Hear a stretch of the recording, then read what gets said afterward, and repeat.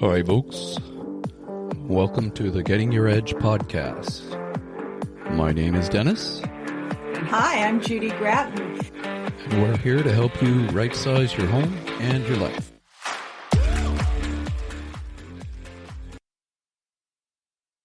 Hello and welcome to the Getting Your Edge podcast, how to right-size your home and life. I'm Dennis Day. Hi, I'm Judy Gratton. This is episode 3, and it's called The Good, the Bad, and the Adventurous, How to Choose a Home and Lifestyle That Fits Your Needs. Today we're going to provide you with information on different types of homes and lifestyles. We'll look at the pros and cons of each one and hopefully give you some information so you can begin to narrow down your choices to find the perfect home and lifestyle for you. Well, we've got a variety of lifestyles and dwellings, so let's go through the list real quick here. We've got condos, townhomes, a rambler, manufactured home, RV, retirement community, vacation location, aging in place, living abroad, and we've got some specific information on places like desert, mountain, ski, resort, beachfront, etc. So how about we start with condo? What are the pros and cons of a condo, Judy?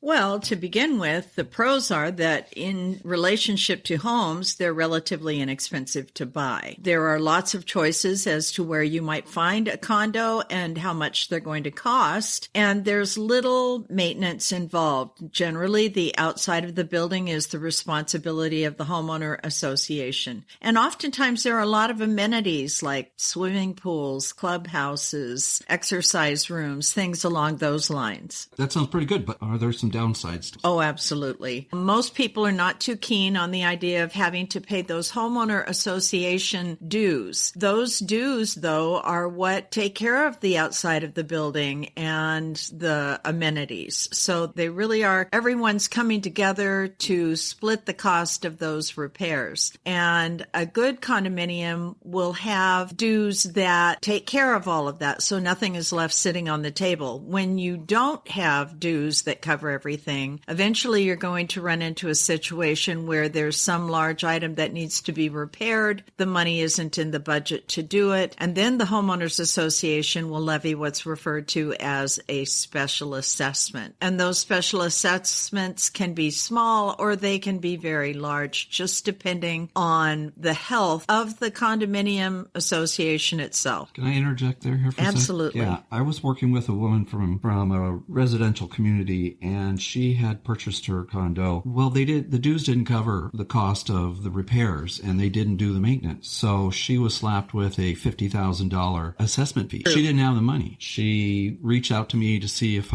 she could sell the cost of buying a condo with that large of assessment. She wasn't going to make any money that would allow her to move anywhere else. She was really stuck.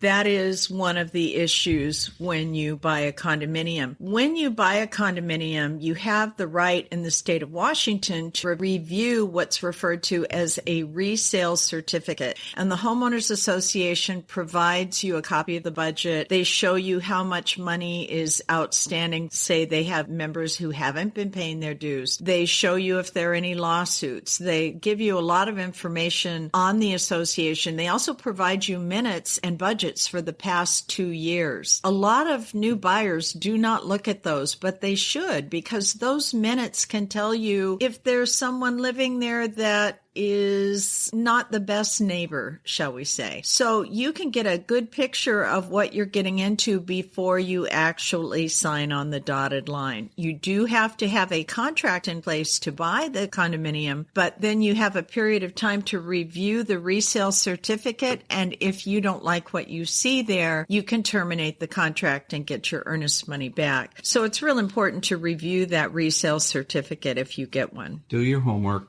Yes. Get your realtor to help you out in understanding it. Anything else that's negative about a condo? Sharing walls. You're always going to be sharing walls with someone somewhere. It might be above you, below you, on either side, or all of the above. So it's a good idea to spend a little bit of time in there, maybe on a weekend when other people are there, so you can see how well insulated those walls are.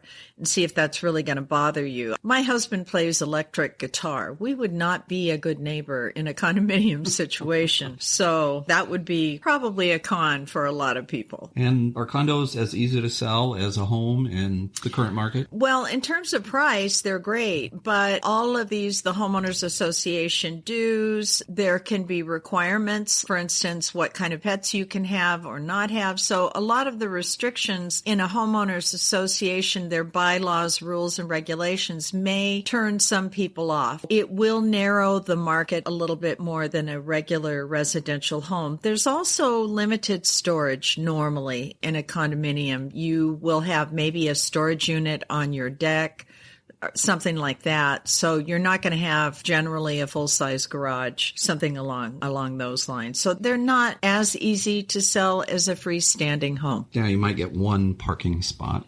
True. Perhaps covered, perhaps not. True. So a townhome similar to a condo. They are. But let's talk about what makes them better. Most of the time they're bigger. Often they're 2 stories, so you do have to look at something like stairs, and if that's going to be an issue to you. Frequently they do have a garage. They feel more like a real home. They have more square footage for the most part. Again, the interior of your home is normally your responsibility, and the exterior of the home is sometimes the responsibility of the homeowners association, and sometimes it's not. Frequently, you might even have a small yard with a townhome that could or could not be your responsibility again. So they are bigger. They're more like a home. They're also a little more expensive Than a condo. Yes, Okay. normally. Do they have amenities? Some do, some don't. Sometimes they have a clubhouse. Sometimes they're on a golf course. It just depends. HOA fees? Homeowners Yes. Association? Yes, Okay. they do. And you are going to be sharing a wall probably with at least one other. Yes, family. yes, with at least one other family. Frequently, it's going to be a bedroom wall or the garage wall, depending on the layout of the townhome. Usually you get a garage though, don't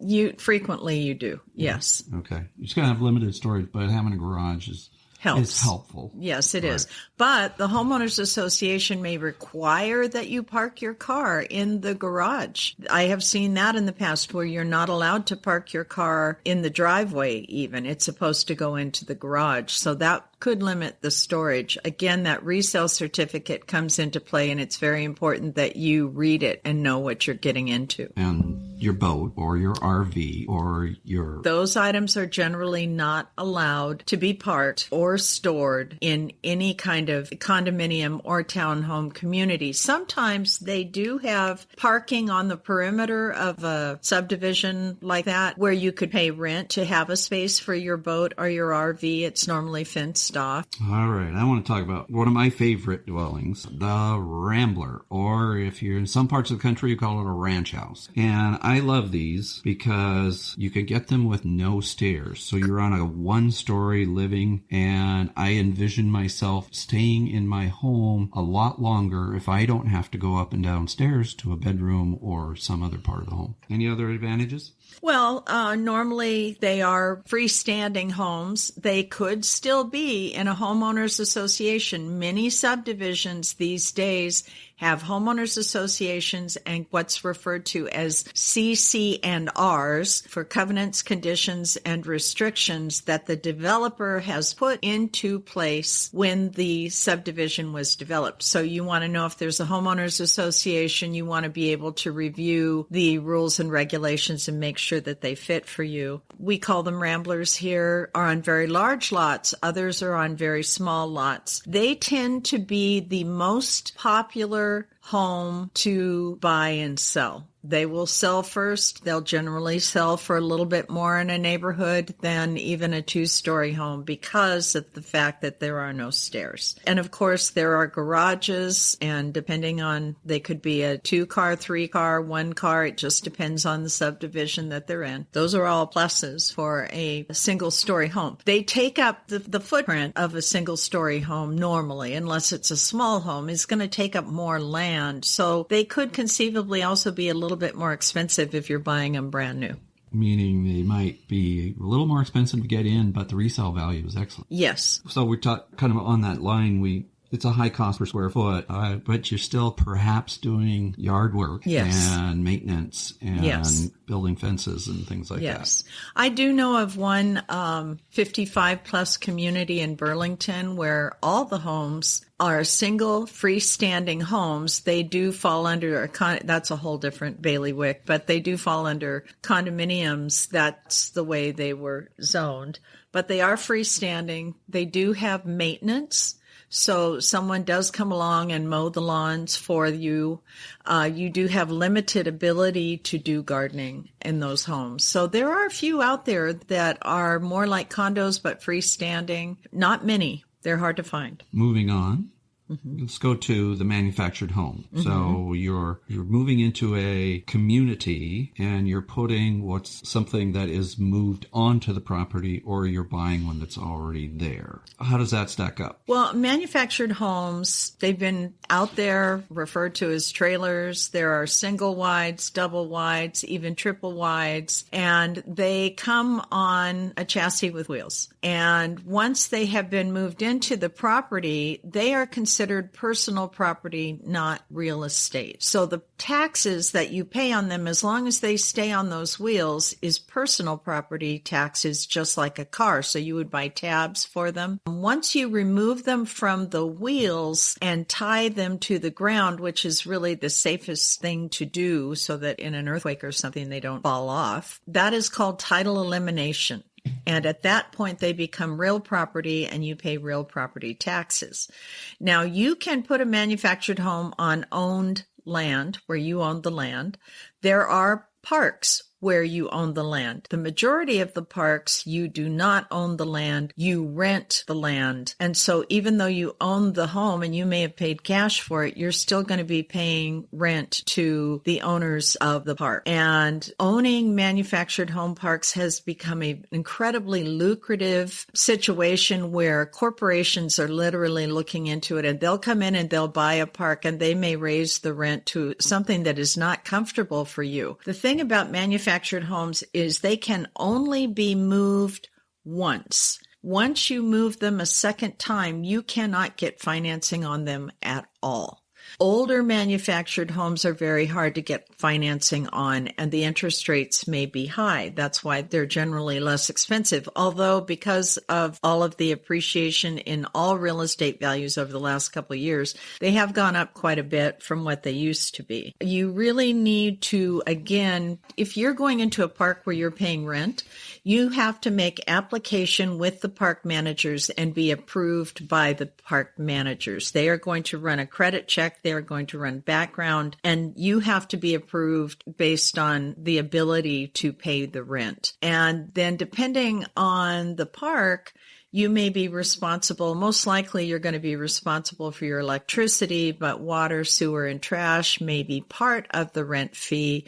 Then again, it may not. They do have restrictions as to what kind of gardening you can do. They have a lot more restrictions, but it is a freestanding home. And really, a lot of manufactured homes are laid out better than many stick-built homes. They're just well thought out, where maybe you've got a primary suite on one side of the unit and the other bedroom or bedrooms clear at the other end. So it provides people with a little bit more privacy. They generally have a lot of good interior storage, but they're just not ever going to be considered as valuable as a stick-built home, as we refer to it. So they're not going to appreciate as much, but they might. And they can be a little more difficult to sell because the park has to approve the potential buyer. And I would never suggest buying any manufactured home older than July of 1976. And that may have even changed, but that used to be the break-even point where lenders will not loan on them at all.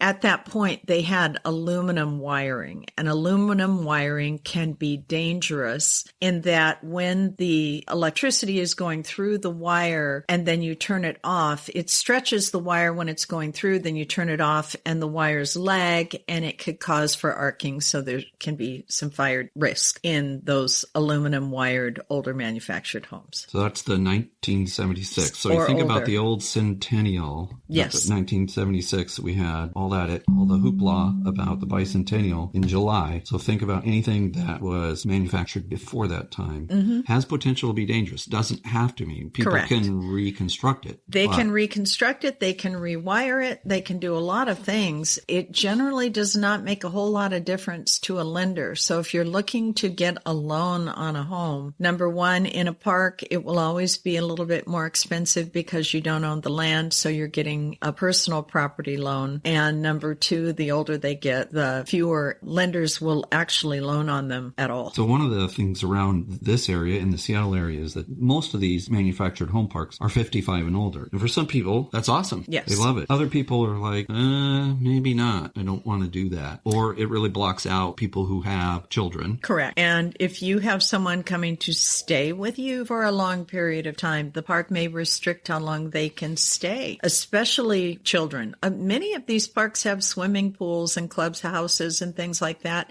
And so far I've run into a few of them that will not allow you to bring your grandchildren into the pool. So again, you need to review the rules and regulations of a manufactured home park and make sure you're going to be happy there. Maybe get to wander around and meet some of the neighbors. I keep using my husband, the electric guitar player. He probably would not be welcome in a manufactured home park because they kind of like it in the 55 plus to be a little quieter, and he's not. So Well, one of the nice things I've seen about the manufactured, some of the parks really have a community feel. The clubhouse, the activities, bingo, card playing, trips, Christmas parties or holiday parties. And it can be a really fulfilling place for people to live. if that's the sort of thing you like. Absolutely. If it's not, that may seem to be a little intrusive. What do you like as an individual? And then you should be very aware of what that park rent is. And if they are, a question to ask, are they anticipating any large price hikes in the rent in the near future? Because they will almost always raise the rent. It could be anywhere from $10 to $50 a year, maybe even a little bit more. Just on average. I know of one right now, and the homes that have been selling in there, they are advertising that as of January 2023, their rents are going from like $700 a month to over $1,000 a month. A new management company has come in. They've done a lot of updates to the property and the roads and things like that, the clubhouse, whatever, but they are raising the rent significantly. And people on a fixed income, they may not be able to deal with that. Really, the only choice they have is to sell the home, and You can't move it off. you really can't move it off. I mean, you can, it's expensive, but you'll never get it sold to anybody who's looking for a loan if you do. One of the worrisome parts about manufactured home, we spend a lot of time on it, is that these parks are in urban areas are highly sought after. And we've seen this in around our area where the park is sold by the owner. Everybody has to move off so that they can build luxury condominiums. That can happen. You don't have a lot of guarantee that you're No. going to be there forever. No, you do not. So And the problem again is selling a home that needs to be moved is close to impossible. So there's risk involved in buying a home in a manufactured home park. I know a lot of people who have lived in a manufactured home park, absolutely love it, and have been there for years. So you just need to do your homework around the park and understand that there's no sign sealed in stone that you can stay there forever. all right, let's move on. This is a lot of people's dream. Selling the home, backing it up a big RV, and hitting the open road.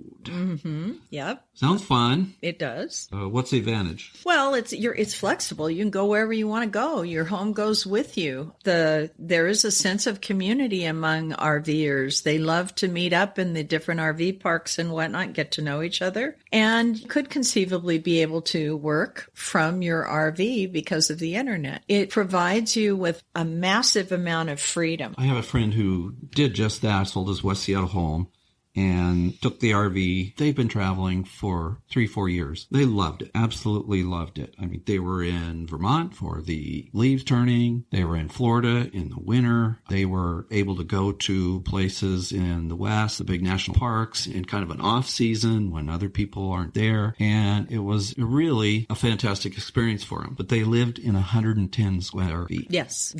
So talk about downsizing. That's about as downsized as you can. Well, I'm sure you could get more, but yes, it becomes very small. Those are very expensive per square foot when you think about it too. And then you have at this point in time, I don't know of any electric RVs. So you have to pay for the fuel, which is outrageously expensive, those large amounts of quantities. So you have to really be prepared for an output of money to do the RV situation. You have to maintain the vehicle too. Absolutely. The same friend of mine, they went to Labrador, Canada, and this is a very isolating place. Well, their vehicle broke down and nobody had the part. So they were sitting there in Labrador for a week waiting for a specific part to be flown in from the States. Mm-hmm. I can't even imagine what that must have cost. And then just like any other vehicle, RV's resale value is going to diminish exponentially the minute you drive it off a lot. So the more mileage on it, the poorer the resale value. And you don't have a home to come back to. I know that people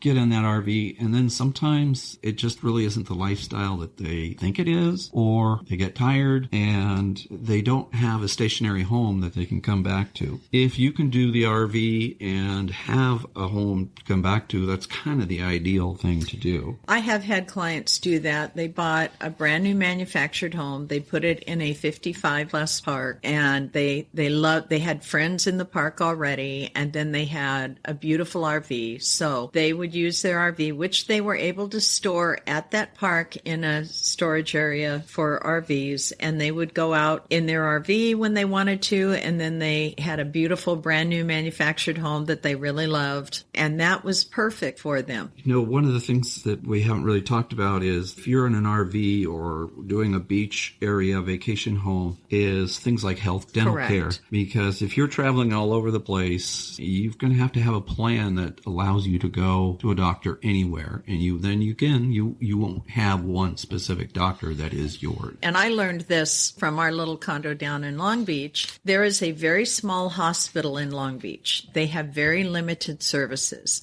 If we had a major medical issue happen while we're in Long Beach, and that would be true of any place where the population is small and they have limited medical services, you will be airlifted to someplace that can accommodate your needs, or at the very least put in an ambulance. So you better make sure that your insurance covers that type of transportation. There is insurance out there that will pick up airlifts and ambulances and things like that. But if you're moving around a lot, especially like in an RV, or even, for instance, in my little beach town, you need to be aware, what is it going to look like to get medical, dental services, things along those lines? Well, speaking of healthcare, one of the options that people have is moving into a retirement community. And this could be a small apartment called assisted living. It could be a more intensive care. But there's some real nice advantages to these kinds of communities. Can you talk about that? There are. It's sort of many of them are a la carte. So if you don't need any real help, you can just rent an apartment. We have everything from Shag, which is, there's not a lot going on there other than those are senior 55 plus communities, to the more assisted living where there's on-site medical staff, where they provide meals if you want them. If you don't want them, you have an apartment and you could cook your own food. So it just depends on what you need. And the more services they offer, the more expensive those communities become. You might not even need a car. No. Because these will offer a bus trip to the grocery store, True. the library, or other adventures. So you could abandon that car and get rid of it. And it might become more of a liability because parking is limited, even in the best of situations. And so you may have to pay for parking that car. So frequently people will eliminate the car in that type of living situation. But they go on trips. They have trips for the holidays. They have have dining rooms. They have entertainment that comes in. They can take you to plays and take you to doctor's appointments. And they frequently have medical staff that there's 24/7, but they can be incredibly expensive. I know. We're talking about $10,000 or more a month. It can be horrendously expensive. And the more care you get, the more amenities they offer, the more expensive. Thinking about a retirement community, you're going to have to think about the buy-in fees. And this is just a large amount of money that allows you to move into that community. It can vary drastically. So pay attention to how much that's going to be. And there are waiting lists in the really good ones. I have someone who's interested in selling her home, but she's on a 2-year waiting list to get into the retirement community, assisted living community that she would like to live in. One of the things my mother experienced was that there was bad food. She was in one that was just dreadful, absolutely dreadful. And then we moved her to another one. And the food was good until the lockdown. And then they basically released all the cooks, and she had a turkey sandwich every day for lunch for months and months. Food became really, really dreadful. So that's one of the biggest complaints that seniors have when they're in a retirement community. Check out the food before you decide which one you're going to go into.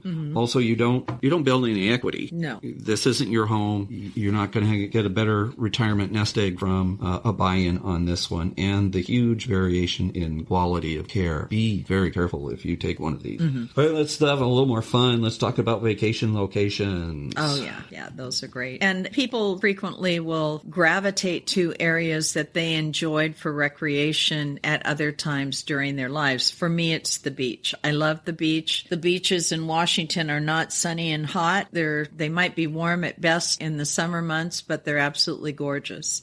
So weather for me is not so much of a deciding factor, but it really is for other people, especially people suffering from arthritis. They tend to want to gravitate to warmer climates, like maybe the desert, or if they loved hunting or fishing, maybe it's the mountains. I mean, there's any number of places, or they're moving to be closer to relatives. That's another thing that people might consider in terms of vacation, or not vacation locations, but a new area, because they want to be closer to family members. Just if you're going to do that one, you better make sure those family members are going to stay put, because the worst thing would be to move somewhere and then have them pick up and leave, and now you're in a new location and you don't know anybody. You might want to make sure that you have that discussion with someone if you're considering moving to be closer to someone. So these vacation homes can be peaceful, beautiful, quiet, safe. You can really build a community in some of these. And some of them have some tremendous amenities. I mean, like for the beach, it's the beach. It's the beach. Yeah. But there are golf course communities in the desert, in Palm Springs, in Arizona, and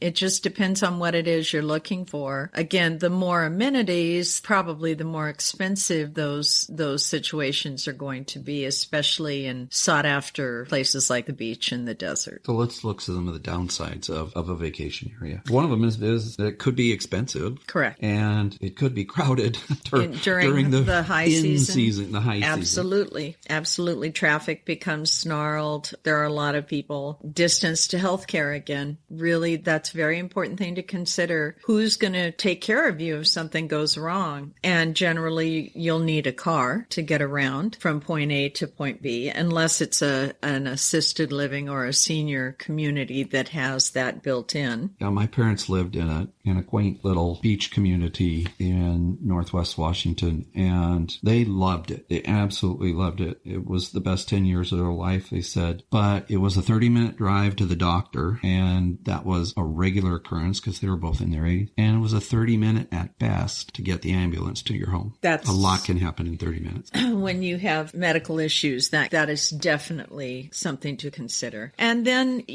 there's the social aspects of it. And for instance, churches. Do you have a faith that you enjoy and practice regularly? And is that particular faith, whether it be Christian, Muslim, Jew, whatever, Buddhist, do they have facilities near you? Otherwise, you may not be able to practice your faith. You may not fit in with the rest of the community, and that might be difficult. So whether or not you're LGBTQ in certain areas, that might be difficult as well. So these are all things. That's why we really stress go out and practice those things that you're dreaming of to make sure that they really are a good fit. But for me, I have to think about, like, can I get my nails and my hair done? So I've got all that set up where I live right now. If I move down to Long Beach, that's a small town. I don't know, where am I going to have to go to get those things? And like we talked about the dentist, the doctors, if you have pets, is there good veterinarians in that area? What if you're going to travel? Is there a place that you can board your animals to have them taken care of while you're gone? And then, of course, food.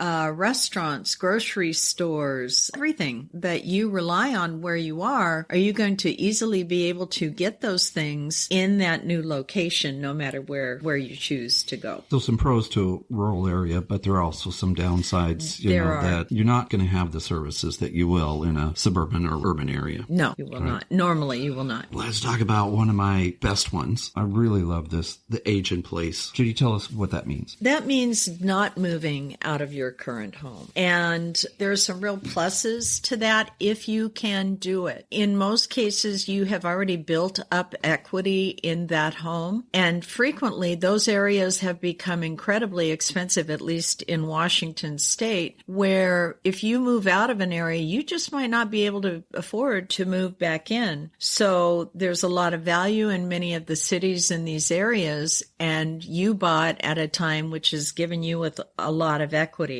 When you are ready to move, there will be incredible resale value. So being in your home, staying in your home, if you can do that, all of your social needs are pretty much already set up and ready to go. The emotional aspect of being able to stay in a home that you've been in for some period of time is huge. There's just a lot of pluses if you can do that. Stairs are always something to consider for a lot of people as they downsize. Long can they maintain with stairs? What if you end up in a wheelchair? There's a lot of what ifs that you would need to consider. But aging in place, even if you're on a limited budget and you have equity in your home, there is an animal called a reverse mortgage, and we will have someone come to the program and talk about what those look like and how they work. But you can utilize some of that equity to help you continue to survive and maintain that home. So there are a lot of pluses to aging in place. I have a few examples. Okay. One, my next door neighbor, they had purchased the home in the late 70s. They were getting older. The stairs were a problem. So they built on to the back of the home, and now they have 1,000 square space that is connected to their original home, and they allowed their family to move in. So their son and daughter-in-law and their grandchild to move in to the original home. And they've got built-in family. They've got people they know already. You've got a built-in baby. You can be the babysitter if you want, but you could also just go back into your space and close the door. Another example was somebody I knew through Rotary where they really wanted to stay, but they couldn't do the stairs and they were worried about that. So it's expensive. They put an elevator in their home, and now they can stay. They can keep their community, their church, all the services, their doctor, etc., and they can keep building equity. Mm-hmm. So aging in place is definitely something that could be considered and something to think about. And hopefully we'll have some experts in that again, and another one of our episodes that can give you more information on what that looks like. One of the things I want people to think about is if you're going to age in place and you're going to do an extensive remodel, that you really need to be kind of confident that in your health, that you're going to stay there a while. Otherwise, you're going to pay a lot of money into a expensive remodel and deal with the mess and so forth. And then if you have to move because your health fails, you're not going to be able to recoup that cost unless you're there for several years. True, because the next person buying will most likely not be looking at it from the same point of view that you are. We've seen this market that having a home that has two different living spaces is highly sought after. It's got great resale value. Yes, it does. One more here. Let's go live abroad. We're going to do a whole big episode on this on individually, but we just wanted to mention it. Some of the things that are exciting, moving to another country. It's exciting. It might be less expensive. It could be peaceful. You could be closer to a lot of different other experiences. Like if you were living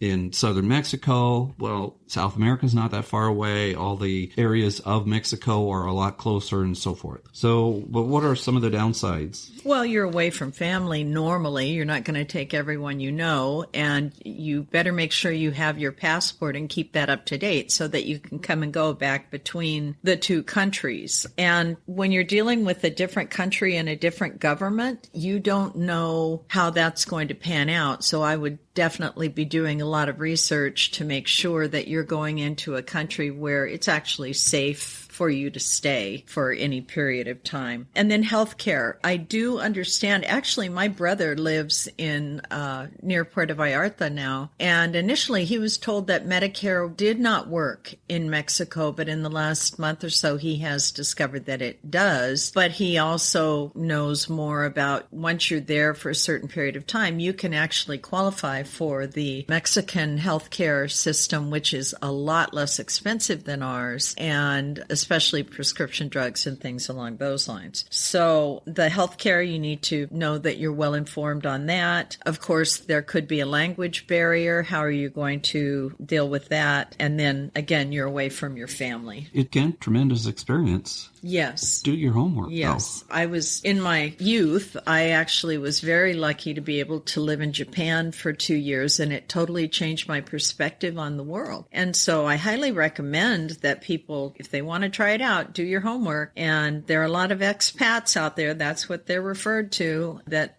thoroughly love living in other parts of the world. So in a future episode, we'll bring on some people we know who actually do live abroad, and they can talk about what the good, the bad, and the adventurous part. Let's go to some specific places like the desert, the mountains, the beach, a rural area. Mm-hmm. How about the desert? What's good? Well, the weather.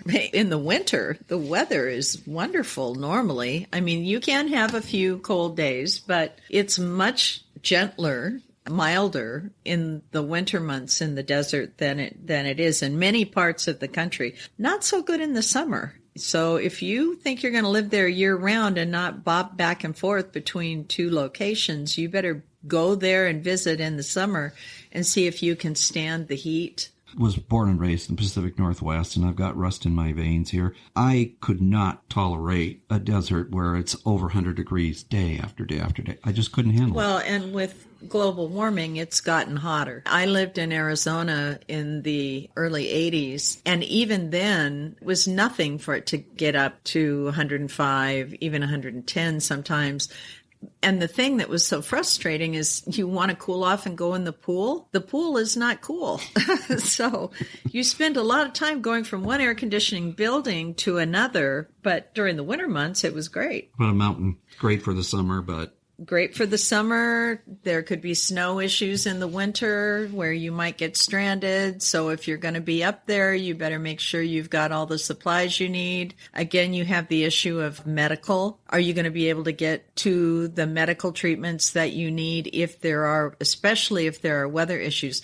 One of the other things that's come up over the last few years, which is very, very sad, but it is something to consider, and that's fires. When those forests dry out in the summer months, I mean, we have seen thousands of acres of fires, and it would be tragic to get caught up in that. So that is something to consider. Winter would be tough unless you love snow sports, but again, if you get snowed in, you better be prepared for that. I just was on a call with somebody she loved her mountain town up in the Colorado area, that she was able to ski all winter, and in the summer she was able to mountain bike all over the place. Yeah. She loved it. Yeah. There are Montana, Colorado, Idaho. There are some mountain cities that are just incredible year round. How about the beach? I know you are very fond of the beach. I am a beach fanatic. I am an ocean person. I love my ocean. I don't care if it's storming. I don't care if it's windy.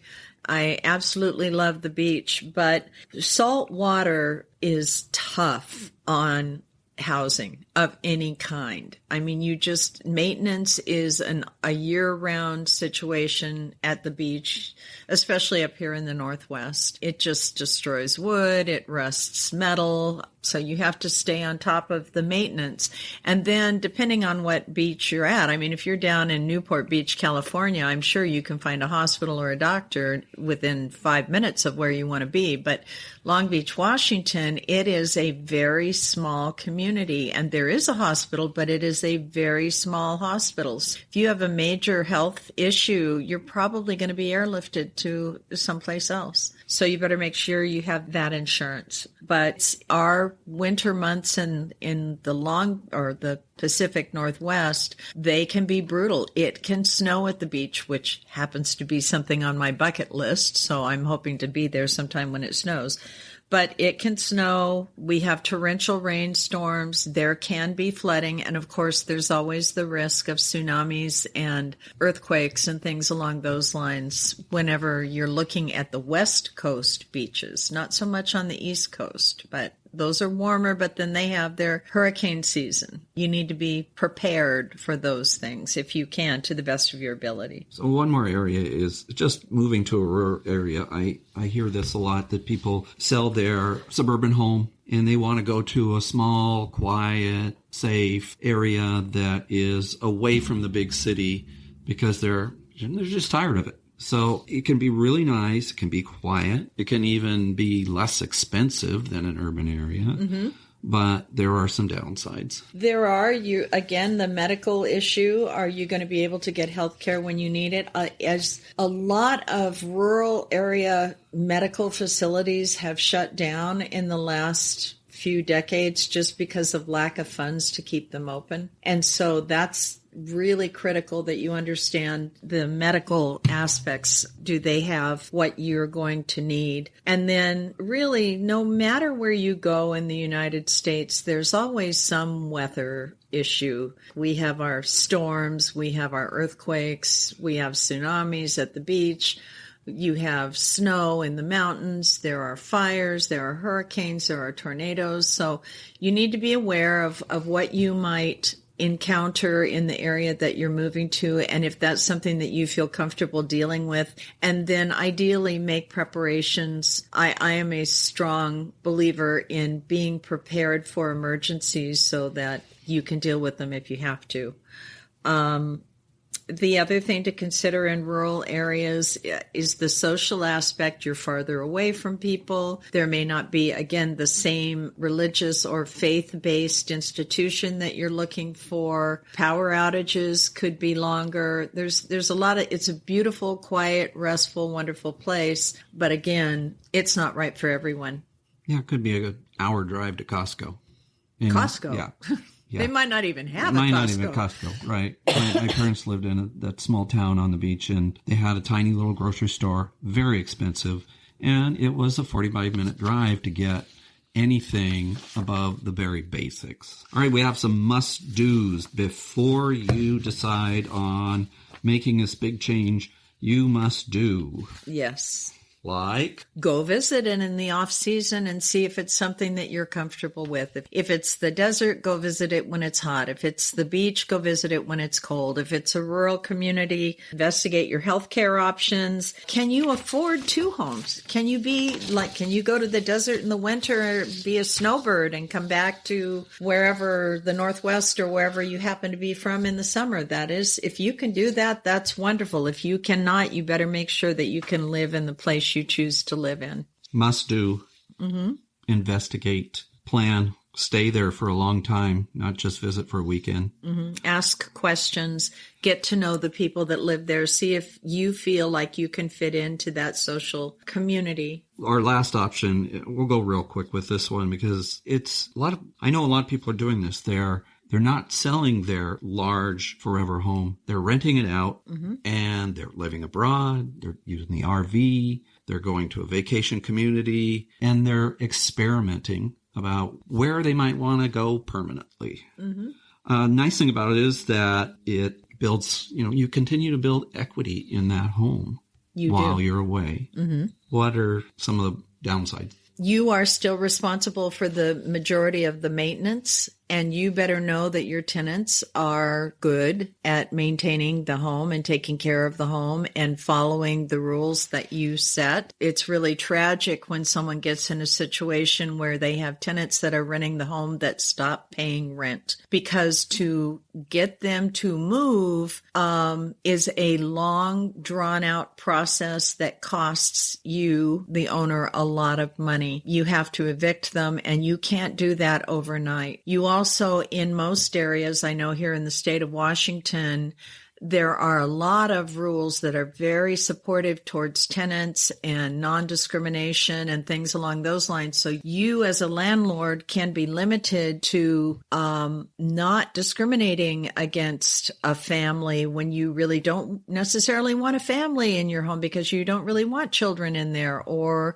you tell them, I absolutely don't want you smoking, or I absolutely don't want cats and dogs, and you go away and you're not there to see that they bring those in, or they start smoking in your house, and it's very, very expensive to do the repairs. So if you know that you have great tenants, I would hold on to them. They are golden. And Airbnb, there are many people who are putting their homes into an Airbnb or a short-term rental, like maybe for traveling nurses, things along those lines. Again, turnover is going to require maintenance to get the home up and ready to go between tenants or between stays in an Airbnb. And again, with Airbnb, you don't know who's going in there. Ideally, you can do some checks to verify that they're going to protect your investment, your property, but sometimes it doesn't work out that way. Being an absentee landlord, it's kind of tough. It's very hard. I've done it. You can also do a property management company. Yes. But that's going to eat at your profits. That is, but it's probably worth it, because then at least you have someone here who has an eye on your property. I wouldn't get your best friend or your family member to do that for you. You could end up losing your best friend or family member if things don't go well. It's better to hire professionals to take care of that for you. All right. Wow. A lot of information. A lot of information, folks. One of the things we need to do is get you the freebie at theedgegrouprealestate.com. Get freebie that just lists the pros and cons for all these different ideas and thoughts about moving and changing your dwelling and so forth. That's all we've got, folks. We hope you've enjoyed this episode. How to find a home and lifestyle that fits your needs. The freebie that goes with this episode, the good, the bad, and the adventurous. How to choose a home and lifestyle that fits your needs. Can be found on the podcast page of our website. Go to www.edgegrouprealestateservices.com. Find that freebie, download it, share it, whatever you need. Our next episode will be a little different. We'll have a special guest who is a home inspector, and he'll share how to maintain your home so when it's time to move, you don't have expensive repairs. That episode will drop in 2 weeks. You can get it anywhere you find podcasts, including now Apple Podcasts. Yes, we've hit the big time. As always, if you enjoyed this podcast, we ask you to share it, like it, make a comment. Give us some feedback. We'd love that. Till next time, that's it. Goodbye, and take care.